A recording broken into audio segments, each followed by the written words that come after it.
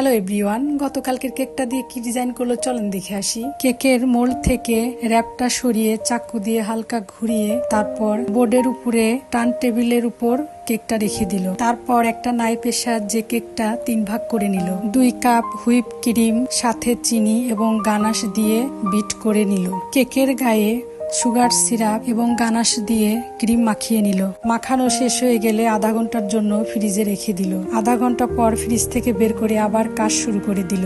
এখন কেকের গায়ে সাদা ক্রিম পরিয়ে দিল। অন্য একটা জায়গায় ক্রিমের মধ্যে কালার মিশিয়ে কালার বানিয়ে নিল। এখন সে চিন্তা ভাবনা করে কিভাবে তার হাতের নিখুঁত কারুকার্য করতেছে। কেকটা বানাইতে অনেক টাইম লেগেছিল, আমি তো খুবই তাড়াতাড়ি বলে ফেললাম। মা হিসাবে দেখে আমার অনেক ভালোই লাগে। এত সুন্দর কারুকার্য দিয়ে কেক বানায়। এতক্ষণে সবাই বুঝতে পেরেছেন কেকটা কি ডিজাইন। কেক তো অনেক বছর ধরেই বানায়, ডিজাইনটা প্রথম বানাইলো আর্জেন্টিনা।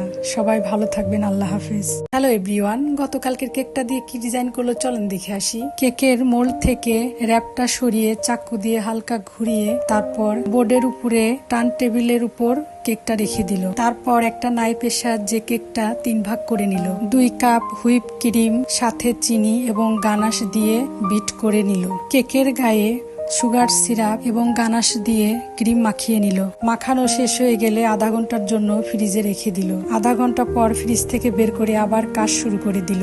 এখন কেকের গায়ে সাদা ক্রিম পরিয়ে দিল। অন্য একটা জায়গায় ক্রিমের মধ্যে কালার মিশিয়ে কালার বানিয়ে নিল। এখন সে চিন্তা ভাবনা করে কিভাবে তার হাতের নিখুঁত কারুকার্য করতেছে। কেকটা বানাইতে অনেক টাইম লেগেছিল, আমি তো খুবই তাড়াতাড়ি বলে ফেললাম। মা হিসাবে দেখে আমার অনেক ভালোই লাগে। এত সুন্দর কারুকার্য দিয়ে কেক বানায়। এতক্ষণে সবাই বুঝতে পেরেছেন কেকটা কি ডিজাইন। কেক তো অনেক বছর ধরেই বানায়, ডিজাইনটা প্রথম বানাইলো আর্জেন্টিনা। সবাই ভালো থাকবেন, আল্লাহ হাফেজ।